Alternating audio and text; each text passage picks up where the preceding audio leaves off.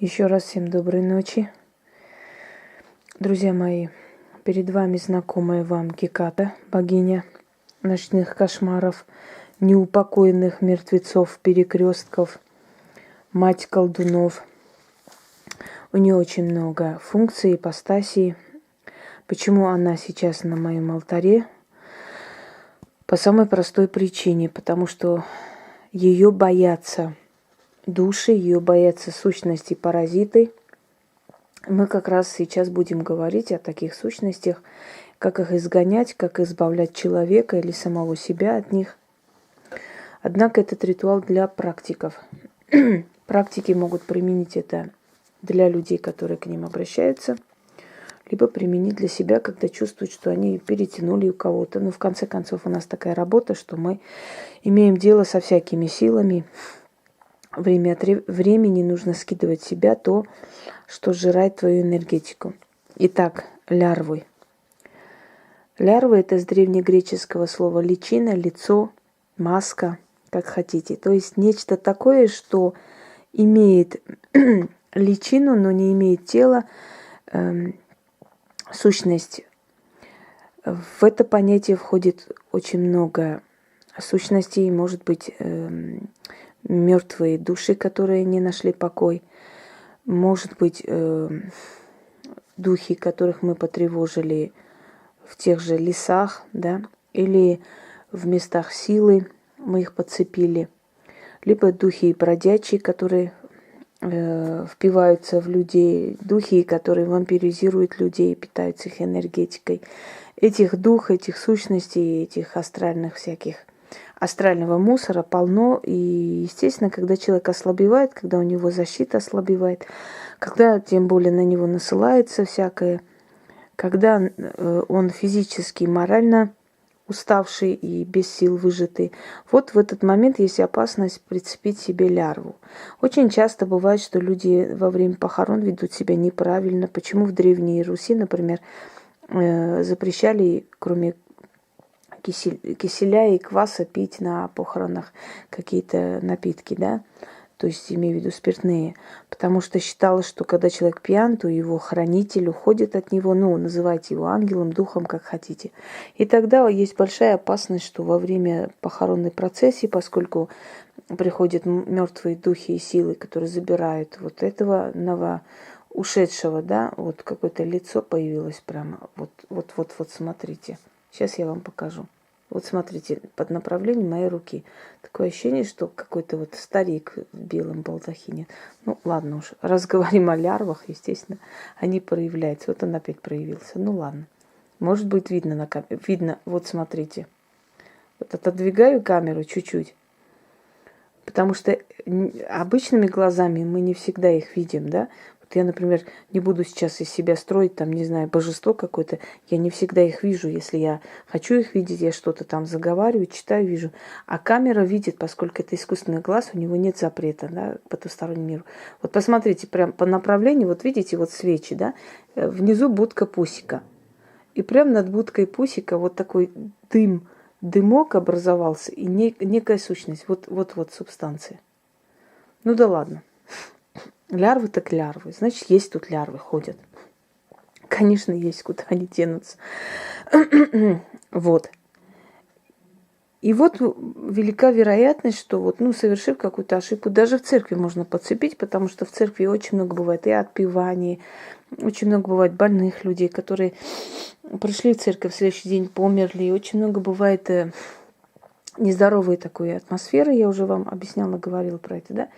И естественно, что и там могут быть лярвы. В общем, эти духи некоторое время ослабевают, как пиявки, сами отпадают, уходят. Есть духи, которые сильные, начинают выпивать. В любом случае, когда вы чувствуете, что вы ложитесь ночью или днем, неважно когда, но просыпаетесь, как будто ваше тело все ломит, как будто вас били палками всю ночь, значит, к вам подцепились определенные силы, сущности, которые выпивают вашу силу. Уйдут они или еще больше усилится, это зависит от всего, да. Обращайтесь обязательно к человеку, который умеет их очищать.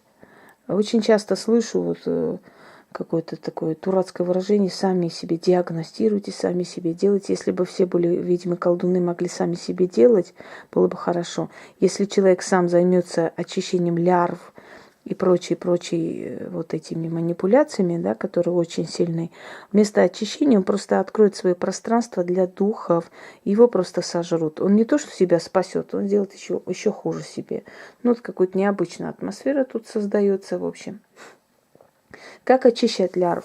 Очень много разных способов, да, их называют порчи, их называют там, значит, мороки, их называют какие-то, ну, разные, в общем, названия, лихорадки и прочее. В общем, лярвы это потусторонние силы. Так называют даже женщину, да, которая тянет силы, надоедает, которая сжирает энергию, говорит, лярва дома сидит. Вот.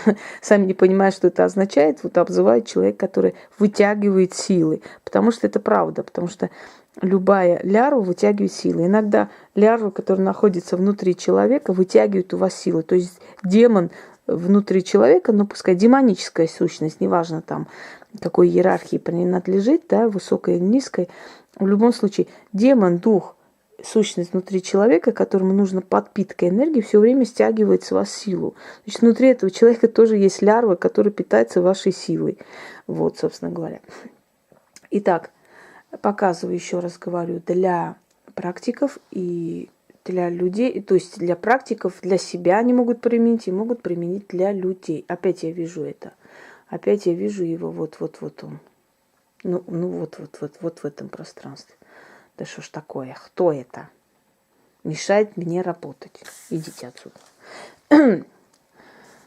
Лярву можно выселить из тела человека или от тела оторвать, вселить в восковую фигуру. Знаете, мы не Микеланджело, не лепим там человеческие, значит, фигуры со всеми там мышцами и венами, но мы делаем похоже на человека нечто. Значит, руки, ноги, вот, и голова. Этого достаточно. После того, как вы выселяете его сюда, даете ему новое тело, ему нужно куда-то выселиться, да, вы призываете определенные силы, которые отрывают у человека или у вас это отрывают их и вселяют сюда. У человека начинается вот прям поток холода по организму, по телу, они как бы не хотят уйти. И некоторые рассказывали при этом ритуале, что было ощущение, как будто их просто когтями царапая уходили, по ногам уходили вниз. И знаете, как легко становится потом? Человек молодеет просто буквально за 2-3 недели, потому что они выпивают силы. Это как болезнь. Она жрает человека, жрет его жизненную силу. А самое главное, что есть у человека, это его жизненная сила, согласно энергии. Если у него нет жизненной силы и энергии, ему ничего не интересно. Он не хочет ни бизнесом заниматься, ни любить, ни рожать детей, ни воспитывать. Он может как растение просто валяться дома сутками и ничего не хотеть делать. Его съедают просто-напросто. И такого человека надо спасать. Берем черную свечу. Вот сколько будет свечений и свечей на столе, на алтаре, неважно. Они должны быть все черные. И только вот фигура из воска должен быть вот такого желтого воска. Обычного воска. То есть желтый, там есть еще какой-нибудь более светлый тон, темный тон. Это не важно. Главное воск. Черные свечи. Вот это свеча из воска. Черная свеча из воска одна должна быть. И остальные свечи без разницы. Какие хотите, ставьте. Это уже не столь важно. Если у вас есть геката, прекрасно. Если нет гекаты, в любом случае обкурите и призовите ее силу. Своими словами. Попросите ее сойти на алтарь и помочь вам в этом деле. Поскольку все мои статы уже заговоренные, усиленные, оживленные и так далее, я уже не считаю нужным все время их призывать и говорить. Внутри них уже есть сущность, посланник Гекаты. То, что вот Геката здесь, да, передо мной, ее статуэтка, это не означает, что Геката пришла сюда. Кто я такая, чтобы богиня Геката снизошла на мой алтарь. Но она отправляет своего посланника, духа, то есть с духом своим присутствует. Слышали это слово? Духом своим присутствует. То есть своим посланником, через своего посланника, через духа посредника она присутствует при ритуале. И поскольку она богиня, которую изображали в Древнем Риме, Греции для того, чтобы запугать, значит, темных сил, Она была в каждом доме, у нее был свой алтарь черный. Вот, и люди в то время чтили богов, в отличие от сегодняшнего дня, и в отличие от сегодняшних времен все-таки боялись богов. Когда стал один бог, почему-то его особо не стали бояться, больше так лицемерить, да? Когда было много богов, они чтили, свято верили, получали от них помощь или наказание. Вот Гекату изображали или ставили ее статуэтку перед дверями, поскольку узнали, что ночные духи, когда видят свою повелительницу, сбегают.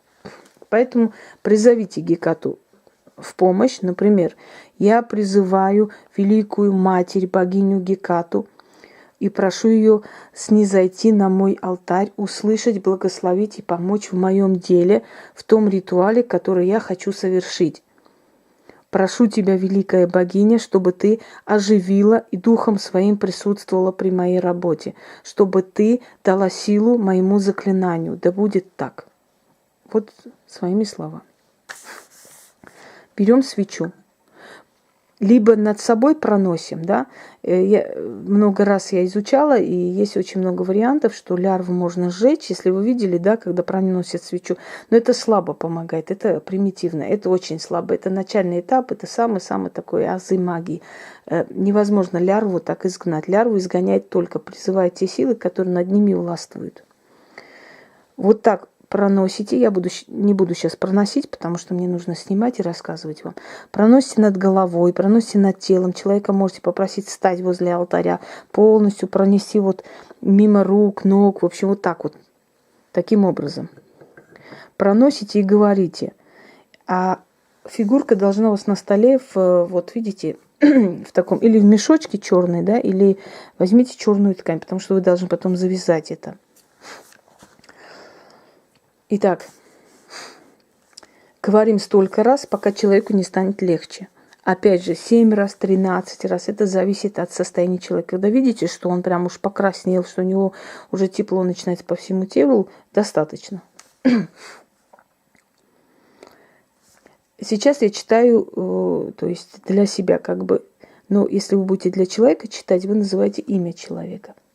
То есть я говорю, ты не часть меня, а вы можете сказать, ты не часть этого человека, имя назвать. Ты не часть меня, а часть мертвого мира, а часть потустороннего. Ты али сам пришел, али тебя я притянула, али послал кто, али накликал. Ты пришел из ниоткуда, иди в никуда. Тебя я выселяю, в тело восковое вселяю, воск себе тело туда селяйся, иначе позову силы великой бездны. Они тебя измучают, да сожгут, да будут пытать. О, слуги бездны, приказываю связать незваного, убрать с меня незваного,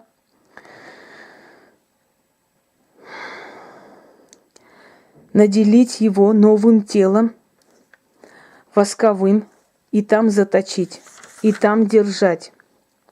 Всякого незваного духа себя срываю, воск вселяю, дороги обратные закрываю, истинно, заклято. Да будет так, исполните. Читайте столько раз, вот у меня охладела спина, пока силы, которые вы призвали, для начала призываем Гекату, которая сильна и имеет власть над этими всеми сущностями. Потом призываем силы бездны, пронося вот огнем по всему телу человека, то есть выжигая, отрывая вот эту силу, да. И поскольку у него нет выхода и выбора, вы своим заклятием его заточили в восковую фигуру, потом постарайтесь не трогать, завязать, закрыть, либо в мешок, там, кинуть в черном мешке, там, положить, выкинуть или в лесу, откупиться где-нибудь, где никто не найдет, в темном, в каком-то там закрытом месте, либо закопать. Это нужно унести из дома подальше. Обязательно, потому что если кто-то найдет, лярва выйдет на свободу, либо прицепиться к этому человеку, либо к вам. Конечно, можно и перекинуть его кому-нибудь. Если вы хотите и вы подозреваете, кто бы это сделал, да, вы можете это снять, вселить сюда и скинуть в дом того человека или возле дома того человека, кто это сделал, будучи уверенным, что именно он возьмет. В принципе, я вам говорила, что случайные люди не берут. Берут те люди, которые виноваты. Если вы просто хотите скинуть, вам все равно, вы можете снять его, да, и на перекрестке оставить вместе с откопом и уйти, не оглядываясь. Кто возьмет, возьмет. Это их проблемы. Это колдовство, как-никак. Еще раз объясняю, невинная душа не возьмет. Читаю снова. Проносим восковой свечой с ног до головы, вокруг себя, читаем, зачитываем столько раз, пока не станет легче. Потом эту восковую фигуру вот так закрыли, завязали, отнесли на перекресток, кинулись с откупом, либо кинули в лесу, если не хотим, чтобы кто-то взял, либо подкинули человеку, которого подозреваем или которого увидели, кто там наслал на вас или сделал, либо подкидываем врагу, которого не жалко, либо закапываем. Дело ваше. Но от вас он отрывается. Или от того человека, которому вы проводите. Ты не часть меня, а часть мертвого мира, а часть потустороннего. Ты али сам пришел, али тебя я притянула, али послал кто, али накликал. Ты пришел из ниоткуда, иди в никуда. Тебя я выселяю, в тело восковое вселяю, воск тебе тело, туда вселяйся, иначе позову сил великой бездны, они тебя замучают, да сожгут, да будут пытать. О, слуги бездны, приказываю связать незваного, убрать с меня незваного, наделить его новым телом, воск заточить и там держать. Всякого незваного духа с себя срываю, воск вселяю, дороги обратные закрываю, истинно. Приказала, исполните. Вот это один из самых сильных ритуалов чистки от лярв. Можете применить и свою силу себе вернете. Это 1000000% вернете. Вот это выпитое состояние, идет по голове теплые течения, глаза проясняются, вы прям увидите. Вот иногда приходит человек к вам, садится, и ты видишь, что его просто жрут, он никакой. Он никакой, просто сидит, знаете, как зомби, смотрит на себя тусклым таким взглядом. И его-то привели, можно сказать, насильно притащили. Он сам-то и не пришел бы, ему и не надо, потому что лишают воли, понимаете. Даже человек, понимая, что он погибает, все равно спасти себя не хочет. Вот у вас никогда не бывает, когда вы очень много заработались, можно сказать, да, и вы чувствуете, что у вас просто сил нет. Но настолько у вас раздражительность, злость внутри. Вы понимаете, что если вы сейчас ничего не сделаете, то это даст очень плохой результат. Но все равно на злость самой себе ничего не хочу, не буду делать все. И вот пока вы себя за волосы просто не притащите, не посадите, насильно не очистите, они не уходят. Понимаете, они делают все, чтобы жить на вас и выпивать ваши силы. Удачи вам. Применяйте. Если будут вопросы, спрашивайте, естественно.